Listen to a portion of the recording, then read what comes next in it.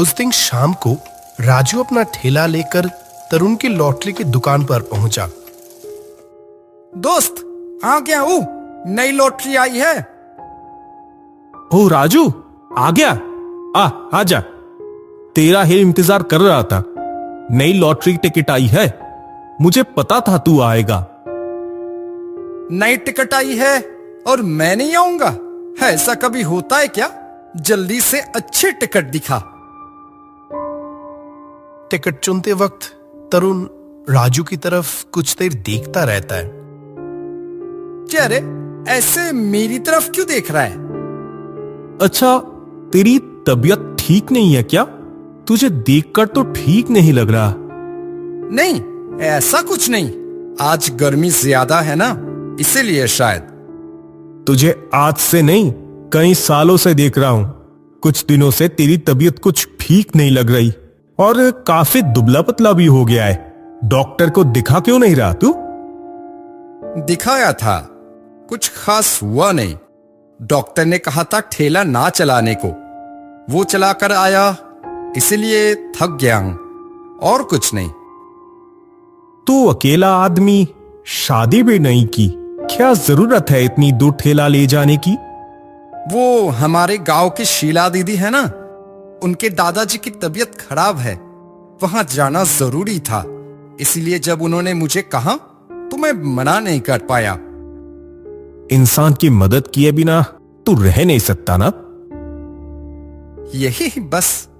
अच्छा छोड़ वो सब, मुझे वो टिकट दे। पुरस्कार कब निकल रहा है? कल है तो। कल ही? वाह, देखते हैं इस बार कुछ मिलता है या नहीं। तू इतना अच्छा इंसान कितने सालों से टिकट खरीद रहा है, तेरी क्यों कभी बड़ी रकम नहीं लगती? पता नहीं, तेरा सब्र मानना पड़ेगा, वरना इतने दिन तक कोई लॉटरी नहीं खरीदता। तू देख लेना, एक दिन जरूर मुझे बड़े पैसे मिलेंगे। भगवान जानते हैं कब मुझे पैसे देने हैं। राजू अपनी पसंद की टिकट खरीद लेता है। थोड़ी और देर तरुण से बातें करता है। अब चलता हूं। घर जाते वक्त एक बार फिर वो भोलू की दुकान पर भी जाना होगा। उसके हाथ की चाय एक बार ना पियो तो अच्छा नहीं लगता। ध्यान से जाना और अपनी तबीयत का थोड़ा ख्याल रखना। ठीक है, तू चिंता मत करना ज्यादा। तरुण से विदा लेकर राजू अपना ठेला आगे बढ़ाता हुआ निकल पड़ता है। राजू जब भोलू की दुकान पर पहुंचा तब इछापुर गांव के कुछ लोग काफी चिंतित होकर बातें कर रहे थे। काफी उत्सुकता के साथ वो उनकी तरफ बढ़ा। राजू, आ गया, चाय गरम है, अभी बनाया था। वाह, लाओ लाओ, जल्दी लाओ। हमारी परेशानी यहाँ खत्म नहीं हो रही और ये चाय चाय करके उछल रहा है। ज्ञान बुद्धि कुछ है कि नहीं? ये क्या, आप उसे ऐसे क्यों बोल रहे हो? वो तो जानता नहीं, इसीलिए तो पूछा। तू बुरा मत मानना राजू। नहीं, ठीक है, और सच में तो कहां क्या बोलना है वो तो मैं जानता नहीं। असल में सब एक बात को लेकर चिंतित है। अच्छा, मैं तुझे बताता हूं। असल में इछापुर गांव के बांध में दरारें पड़ गई है। पिछले साल भी थोड़ी थी, लेकिन इस बार वो काफी बड़ी हो गई है। हाँ, वो तो सुना, लेकिन मुखिया जी ने तो कहा था कि उसे ठीक करने के लिए इस बार पैसे देंगे। वही तो गड़बड़ हुई है राजू। क्यों? हम इछापुर गांव के कुछ लोग मिलकर कल उनके पास गए थे। अरे ये क्या, तुम लोग सुबह सुबह मेरे घर? कोई काम है क्या? असल में रमेश जी। अरे, तुम लोगों को कितनी बार कहूं, मुझे रमेश जी नहीं मुखिया जी कहना। ओह, माफ करना, गलती हो गई। ठीक है, नाटक छोड़ के जो बोलना है जल्दी बोल, मुझे बहुत काम है। हाँ हाँ, आपका ज्यादा समय नहीं लेंगे। असल में गांव के बांध में दरारें आ गई है ना। हाँ, तो मैं क्या करूं? आपने कहा था ना कि बांध मरम्मत करने के लिए 30,000 रुपए देंगे। क्या बोल रहा है? 30,000 रुपए दूंगा कहा था। 30,000 कितना होता है खुद देखा है कभी? लेकिन मुखिया जी, जब पिछले साल आपकी बेटी की गाड़ी दुर्घटना हुई थी तब बहुत खून चाहिए था। हमारे गांव के काफी लोगों ने खून दिया था तब, और आपने ही कहा था तब कि अगले साल बांध की मरम्मत के लिए पैसे देंगे। ऐसा कहा था? याद तो नहीं आ रहा। इतनी जल्दी भूल गए? तू मुझे सिखाएगा क्या याद रखना है? इतनी हिम्मत तेरी? तुझे तो मैं बाद में देख लूंगा, पर तुम लोग सुबह आए हो तो खाली हाथ नहीं लौट आऊंगा। ये 2,000 रुपए दे दिए, तुम्हारे बहुत काम आएंगे। इससे ज्यादा एक कौड़ी भी नहीं दूंगा मैं। राजू, अब समझ रहा है ना सब क्यों चिंतित हैं? मुखिया जी वादा करके भी कैसे मना कर सकते हैं? अपना काम तो निकल गया, और क्या। तो अब क्या होगा? तू समझ के भी क्या करेगा? तुझमें तो कुछ करने की औकात नहीं। तू जाकर ठेला चला। गणेश चाचा, तब से आप राजू को भला बुरा बोल रहे हैं। वो ठेला चलाकर भी सबकी जितनी मदद करता है उतनी तो आप भी नहीं करते। और जब मुखिया जी सबको उल्टा सीधा बोल रहा था तब आप क्यों चुप थे? तब कुछ बोलते तो समझ आता। राजू बस ठेला चलाता है इसीलिए। गणेश चुप हो जाता है। भोलू ने बात तो एक भी गलत नहीं कही थी। रहने दे भोलू, मैं आज चलता हूं, तबीयत ठीक नहीं लग रही। ये क्या, चाय नहीं पिएगा? तू तो मेरी चाय कितना पसंद करता है। कभी और पीऊंगा, आज मन नहीं कर रहा। राजू और कुछ ना कहकर वहां से निकल जाता है। ठेला लेकर धीरे धीरे घर की ओर चलता है। राजू चाय इतना पसंद करता है, आपकी वजह से वो भी नहीं पी पाया। इतनी उम्र तो हो गई है, और कब बोलना सीखेंगे? तू उस ठेले वाले के लिए मेरे साथ ऐसे बात कर रहा है? वो सबसे पहले मेरा दोस्त, उसके बाद कुछ और क्या बार बार ठेले वाला बोल रहे हो? 2 महीने पहले जब आंधी रात में आपकी बीवी की तबीयत खराब हुई तब तो कुछ और ना मिला तो उस ठेले वाले को ही बुलाया था, और खुशी खुशी उसने आपकी बीवी को अस्पताल ले गया था, और उसके लिए तो 1 पैसे भी नहीं लिए थे। गणेश चाहकर भी कुछ नहीं कह पाया। आप लोग जाओ, अब मैं दुकान बंद करूंगा। सब समझ जाते हैं कि भोलू को बुरा लगा है बहुत। राजू घर लौटकर बिना कुछ कहे ही सो जाता है। चावल पकाने का भी मन नहीं किया आज। काश उसके पास बहुत सारे पैसे होते तो खुद ही बांध की मरम्मत करवा पाता। हर साल जैसे बारिश होती है, अगर बांध टूटा तो पूरा गांव डूब जाएगा। ऊपर वाला जिन्हें पैसे देते हैं उन्हें क्या दिल देना भूल जाते हैं? नहीं तो मुखिया जी ने वादा करके भी क्यों तोड़ा?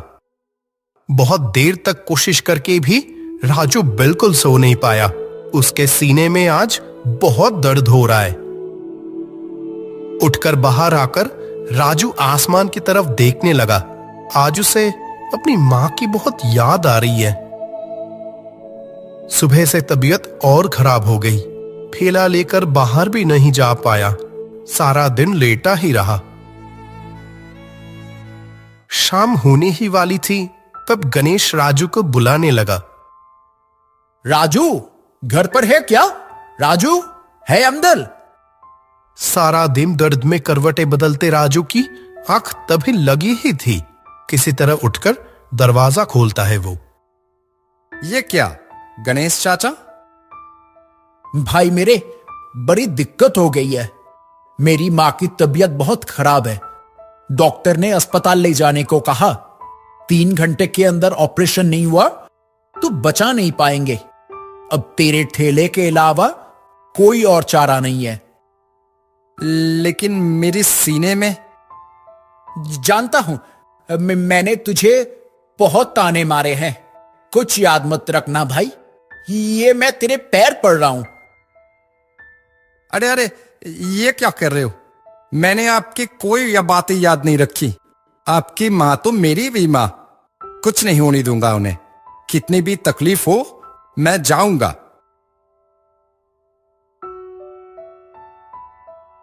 और देर मत करो, मैं अभी ठेला निकाल रहा हूं।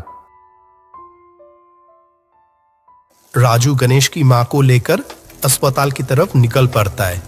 पैडल पर जोर लग रहा था और उसके साथ साथ राजू के सीने का दर्द भी बढ़ता ही जा रहा था।